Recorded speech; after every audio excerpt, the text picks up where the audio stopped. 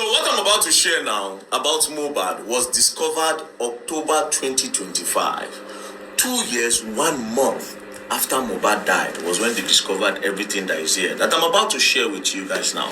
As you all know, Mohbad died. My people, very dark man don revisit this Mohbad case. In fact, this time around, all of them when he involved for Mohbad bias, all of them go hear and hot by this time. When I watch the video, though the video long go, I go they cut and small. They give una. They go hear and hot too. 2025, 2 years, 1 month after Mohbad died was when they discovered everything that is here that I'm about to share with you guys now. As you all know, Mohbad died on the 12th of September 2023. The evening of 12th of September 2023, Nigerian social media space was hit with a very sad news: the passing of Promise Ileri Oluwa Oladimeji Aloba, popularly known as Mohbad. So Mohbad was announced and pronounced dead with an 11 seconds video. Now, in that 11-second video, Mohbad, the body of Mohbad, was lying on the laps of some persons. Now, one of the person now turned his camera and showed Mohbad's dead body and said, Mohbad is dead, while he's crying. But it was a short video. And in this short video, he didn't say what happened to Mohbad and how Mohbad ended up on their laps. Where did they carry Mohbad from? What happened where they carried him from? And what killed Mohbad? This person did not say it in the video. Now, that raised a lot of questions. And people started asking, what happened to Mohbad? Right? Now, there were few persons in position to tell us what happened to Mohbad. First, the people that announced that Mohbad is dead, they were like the first people in position to say what happened to Mohbad. But they didn't say anything. The next person was Wumi, his girlfriend. Right? His girlfriend Wumi was supposed to say this is what happened to him, because it was later discovered that Wumi was also with them in the car. She also didn't say anything. Then the next person is Adura Aloba, Mohbad's younger brother, that was always around the family, that was practically living with them, because it was always coming there. And the people that was with Mohbad on that day that he died. But these people, they all refused to say anything, right? So the next day, Nigeria started asking, was pressure. Mohbad's girlfriend, Wumi, now went to go and post on her social media, where she said that, they have taken him away from me. Mohbad loved me so much. Mohbad cared about me so much. She now started talking about herself. But she has said that they have taken him away from me. She refused to mention anything.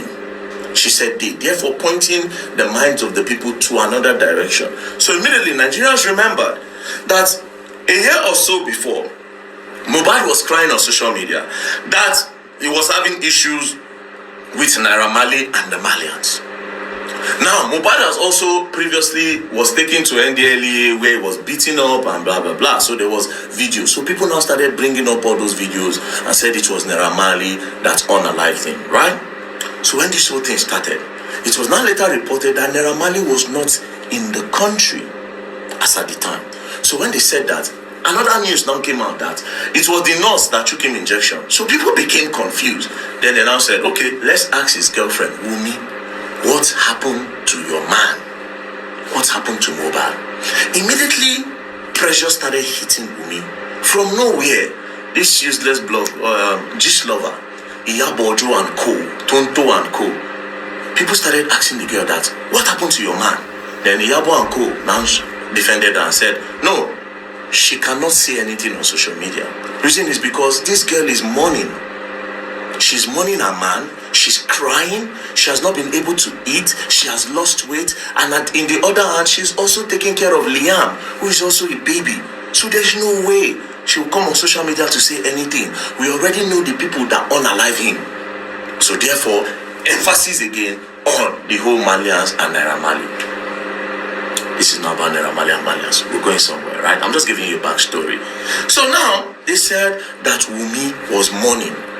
Now, these people refused to say anything to the point where they had to go and do a coroner inquest. Now, what is a coroner inquest? I read. A coroner inquest is a public fact-finding, legal inquiry led by a judicial officer, such as a magistrate, to determine the identity of the deceased person, along with when, where, and how they died. So the reason why they even had to go for a coroner inquest in the first place is because none of them was able to say what happened to Mohbad, right? And like they said, Wunmi could not speak because, according to them, Wunmi was mourning. In 2025, recently, it was now discovered that while everybody was thinking that Wunmi was mourning, Wunmi secretly went to court to claim Mohbad's money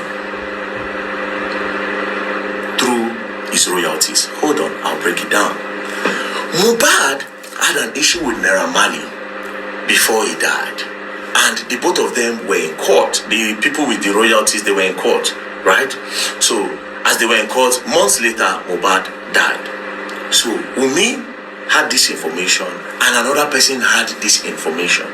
So Wunmi secretly went to court that they should remove Mohbad's name and put her name there.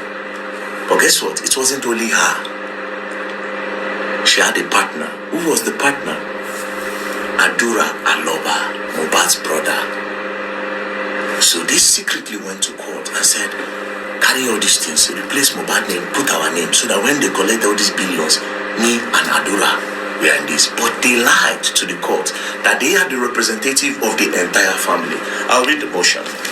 As you can see, an order of this honorable court substituting the name of the plaintiff, Mr. Promise Oladimeji Aloba, deceased, with the name of the beneficiary stroke representative of the estate of the late Promise Aloba, Mr. Adura Aloba, his brother, Liam Aloba, is under his son, suing through the next of kin, Miss Cynthia Omowumi Aloba, and his wife, Cynthia Omowumi Aloba, as plaintiff. Now, some people will say, what is wrong?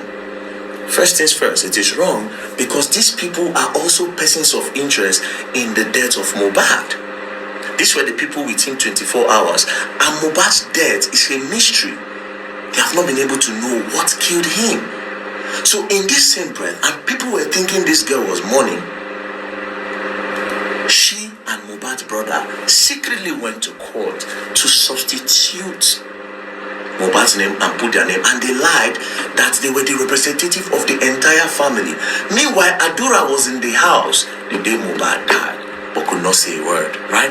So they codedly went to go and do it. So it was discovered in 2025. Now, when they discovered it in 2025, right, the lawyer to Baba Mohbad now said, no, this thing we just discovered is crazy, because this girl, Wunmi, was never married to Mohbad.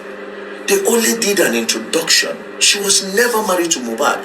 So what are the supporting documents to say that she was married to Mohbad, that gave her the right to say she was representing the family to claim all these billions?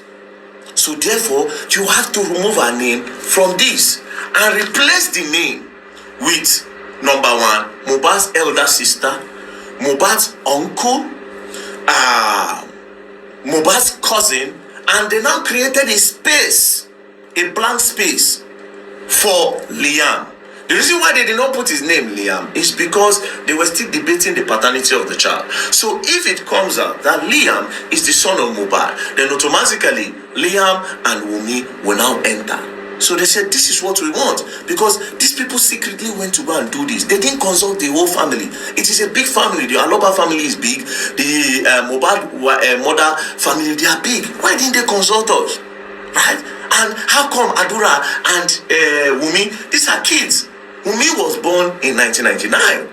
How come these kids want to collect all these billions without consulting us? So they said they should replace. Immediately they said they should replace. Wunmi said no. I was married to Mohbad, and when Mohbad was alive, I was his wife, and my name is Aloba, and my name is Aloba. So if I'm his wife, I am entitled to also be on this file, right? But again, she didn't discuss it with them before that you want to come and do this. So she said, no, I am so person, I am his wife. So when she started dragging, then I said, okay, you claim that you are his wife. She said, yes, all our identification documents, all our identity, Aloba is there. So when they were arguing, the lawyer now filed. They now got Wunmi's international passport.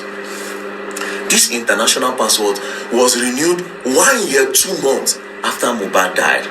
God so kind, in the international passport, the name on the international passport does not carry Aloba. The name on the international passport carries Adebanjo Cynthia Omowumi. That is what it carried. right? So when they filed this, and they said, as you can see, she lied that her identity carries Aloba. So when they filed, Wunmi now responded. Now, this is the craziest part, right? So I will read. Wunmi now responded. She now said that during the lifetime of my husband, I was married to him and publicly known by his surname Aloba. That I did not at any time falsely represent myself as Miss Aloba. That contrary to the deposition of the applicant, I bore and used the surname Aloba during the lifetime of my husband. That during the